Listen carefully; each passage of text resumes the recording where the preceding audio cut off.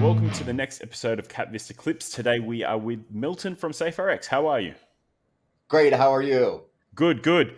Thank you for joining us. I'm really excited to get into this. I'm excited to speak to all founders because I'm naturally inquisitive, but this is one that I understand the problem that they're facing. So before we jump into Rx, tell us about you. Tell us about how you got to this point.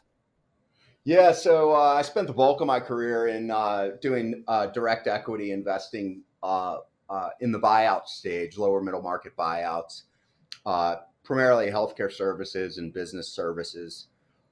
Prior to that, I had been an investment banker to the packaging industry, doing M&A and leverage finance out of a J.P. Morgan predecessor institution.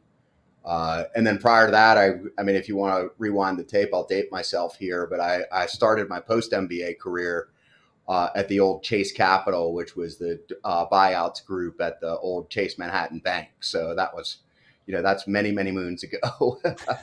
But I've been very fortunate over the course of my career to have had some good investments, had some turnarounds as well. But I've had a lot of good experiences, a lot of bad experiences, and I can tell you that I don't think I've ever felt as strongly that we're in the right place at the right time with the right product with the business that we have today here at Rx and Caring Closures, our parent co. Yeah. So tell us about Rx and what's your story. Why did you leave a career in investment banking to start what is a medical device company?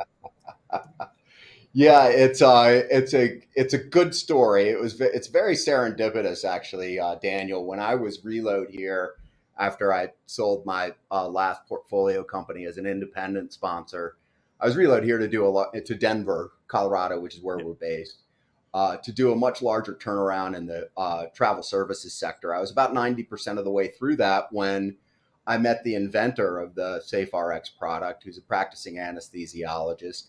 The product itself cuts off the number one source for teen misuse in the country and a leading source of diversion across multiple household and institutional settings. So fast forward when I met the inventor, as context, I have a personal story in my extended family around the opioid epidemic that's been very tragic for us as a family. Now, many families here in the United States have been impacted. I don't think anybody's more than 1 degree removed from a story. And so when I met the inventor, the product itself actually solves for the exact cause, the original derivative reason for the personal story in my extended family. And so when I met the inventor, who didn't want to leave medicine, he wanted to continue practicing as a physician. When I met the inventor, I knew, one, I had to go do it just because it needed to be done. We should have done it 30 years ago. But number two, the inventor, in not leaving medicine, if I didn't go do it, it would have just gathered dust in his garage for the next 30 years. And I couldn't sit idly by and really let that happen with my background, because I knew I would be able to commercialize it and ultimately get it to the finish line. So it was very serendipitous in meeting him. And it really hit home with me from a personal perspective, and I knew I needed to go do it. Yeah. So tell us about the solution. What is SafeRx? Yeah, so it's super simple. It's a locking prescription vial. It has a 4-digit combination on the top of it. The way it works is you drop off your script at the pharmacy. They ask you what you want your PIN number to be. You give them a 4-digit PIN. They store that in the system.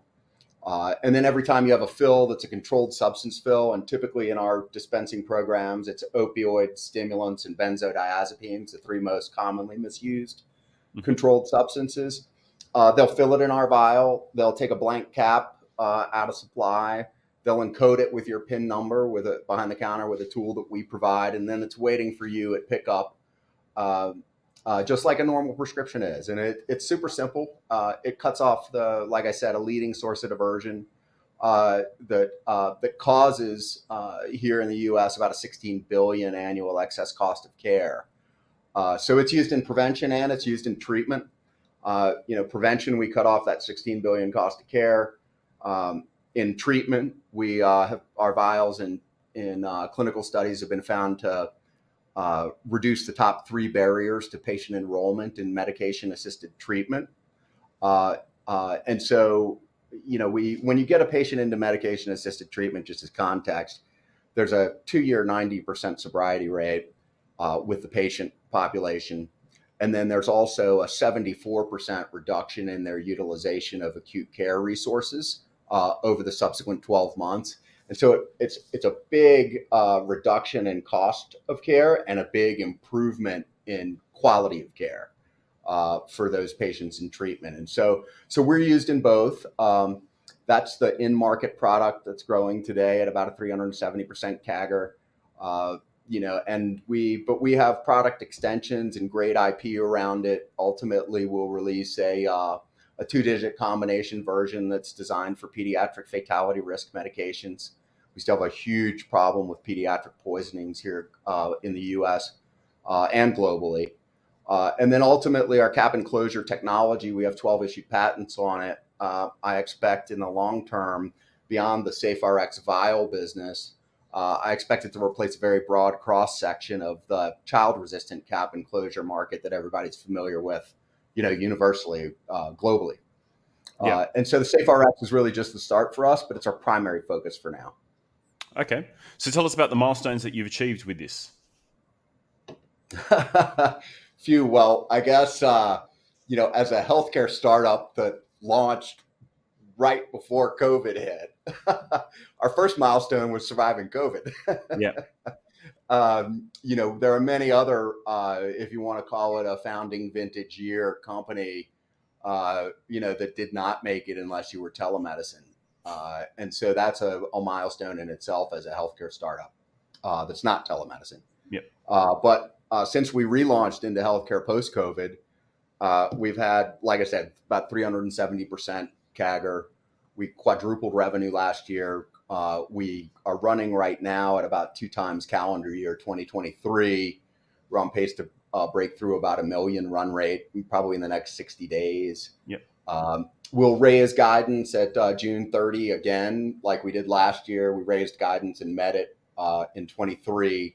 We'll raise guidance again here at June 30 shortly, and probably finish the year if everything goes according to plan and our conversion rates continue to stay where they are. We'll finish the year actually at a run rate equivalent to our 2025 projection. So we'll have visibility to a 2025 beat by the year end on revenue.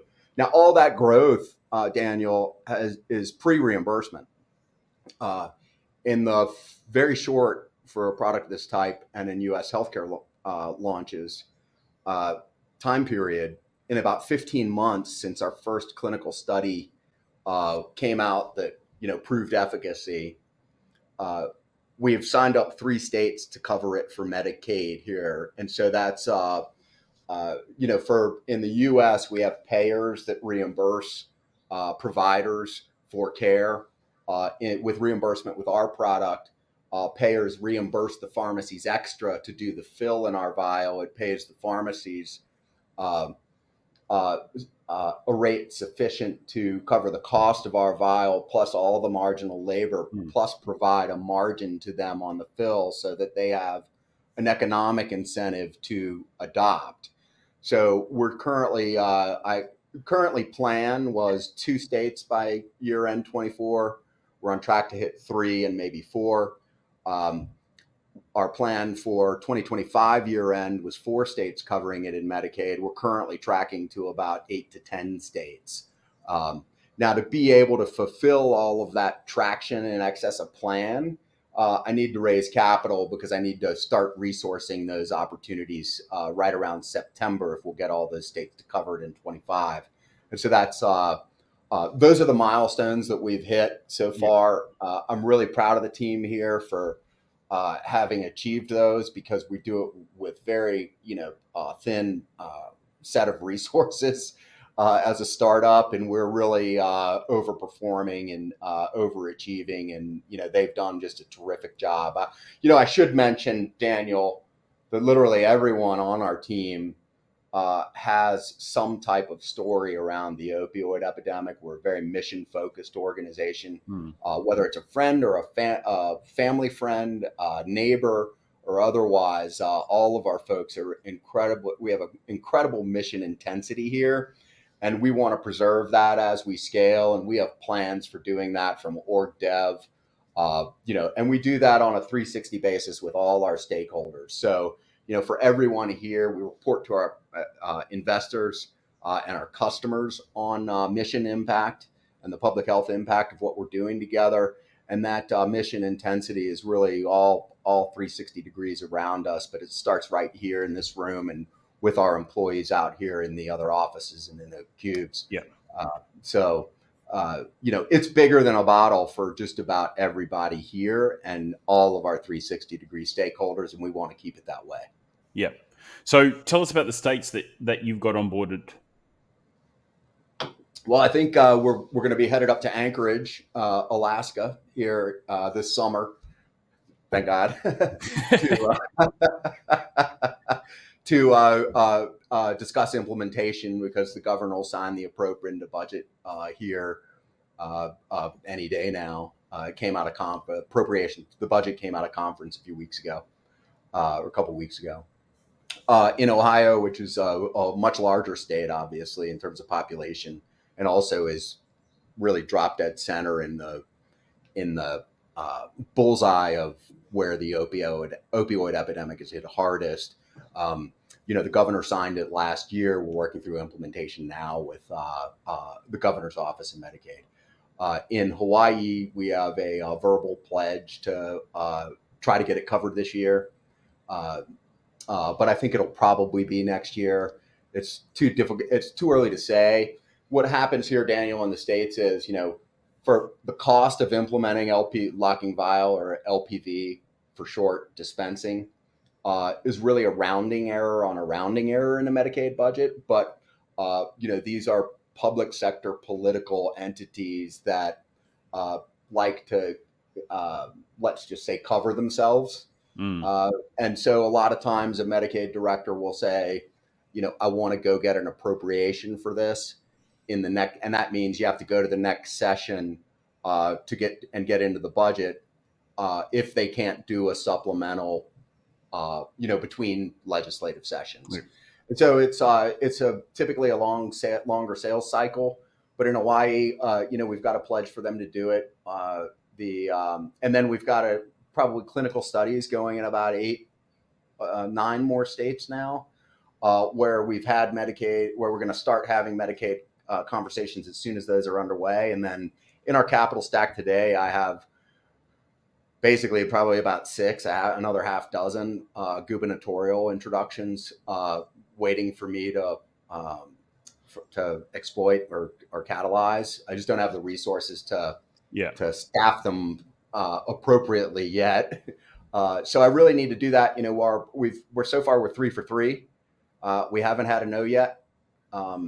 The closest thing we get to a no is let's do a clinical study and I'll do it next year.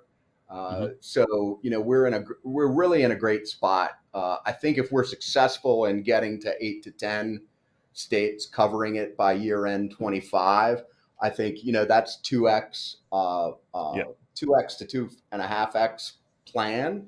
And so I think what would happen is really in our forecast horizon, we'd be bringing everything a year to 18 months more forward in the forecast, if you will, if that makes sense. Yeah, it does. It does. So then let's segue into the raise, because obviously you're raising for additional resources. How much are you looking to raise and what does that look like? Yeah, so great question. So 3.5 gets us to profitability in first half 26 in our plan case. Another $1.5 million is what I would really want to raise on top of that in order to exploit all of these opportunities and not have to raise again before first half 26.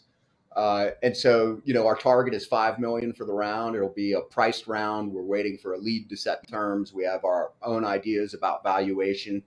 um, where we would sit in the market today. But we're waiting for the market to speak on that. We need to find a good lead. I will say, Daniel, I've done this a number of times, really more at the buyout stage, lower middle market buyouts. Hmm. Uh, uh, we are really looking for the right long-term financial partner for the business, as opposed to the best deal. Yeah. We're going to be in this for the long term. My hope is to have a mission aligned family, or a mission aligned GP Yeah. that sees not only the safe RX opportunity in the vial business, uh, but also the longer term licensing opportunity in across the packaging sectors that we can license into. Because ultimately the vial business, we think we can get a 10-digit exit at the right timing, probably sometime between 26 and 28, depending on where we are. But with we will sell the vial business with an exclusive license to use the IP solely in prescription vials, and retain the IP at the parent co, carrying closures for continued monetization in a number of other product categories that have high rates of pediatric poisoning. And so we've got the IP that covers all the packaging, and it covers globally. And so we hope that second set of monetization can be about close to $1 billion a year in revenue, with very high margin, because it's just licensing, and also very high cash conversion.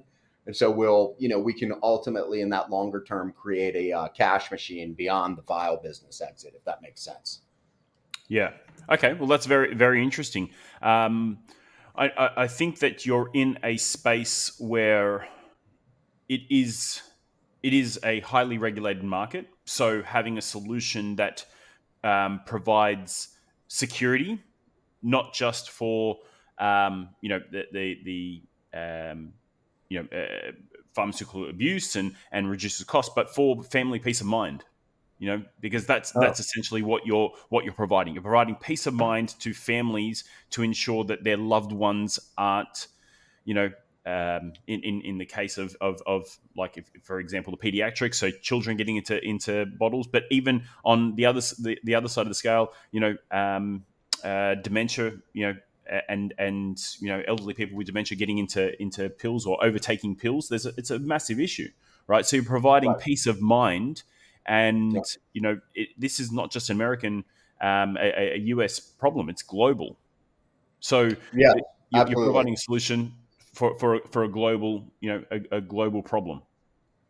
Thank you. Yeah, thanks for recognizing that, Daniel. The thing that I think keeps us, that's been so different about this role than some of the others that I've been involved with, or other companies I've been involved with, is the incredible impact that we can have uh, at such a significant scale globally, with such a simple intervention. Uh, Yeah, when we did the child resistant intervention back in 1970, the rest of the world followed suit very quickly. Uh, that here in the U.S., that intervention was uh, attributed a 45% uh, reduction in U.S. child mortality just yeah, from that intervention. And so, that's access yeah, control is a proven intervention in healthcare. It's actually, when you think about epidemiology, diversion is the effective equivalent of transmission, and so we can cut off really an epidemic at the index source, if you will, yeah, for in the opioid epidemic, and having an impact on that scale, with what you're doing in business and doing day to day, is just an incredible opportunity for all of us here, and for me personally. And when you go out and a customer hugs you, uh, yeah, and you see the tangible look in their eye, that you've made a difference for them in their life and the life of yeah, their loved ones, uh, there's a lot of it's an incredible feeling. And we get that every day here. And it's why we have such a dedicated group of employees and group of suppliers. yeah, Like I said, we look at this business from a 360-degree perspective, and create that mission alignment with all of our counterparties, internal or external. Yeah, Um, yeah. it's a great opportunity. It is, and I won't take up too much more of your time. But so Sure. just to wrap this up, this is a global, a global play. It's a global problem, and your solution provides an answer to that global problem. So, That's if right. any investors who are watching this are interested in finding out more, please reach out to my team or myself, and I can connect you directly with Milton, who can walk you through the opportunity. As he said, he's looking for someone whose values aligned to this space, who understands the problem and wants to see this scaled globally, to change the lives of many. So, thank you very much. It's been great to chat to you, and I'm looking forward to seeing what's next. Thank you so much for having us, Daniel. Great to be here, and great to see you again. And looking forward to next steps. And hopefully, we'll find a really good partner for the business that can join us in having this impact, and also creating a lot of value over the next several years. So, thank you very much. Not a problem. Thank you. Take care.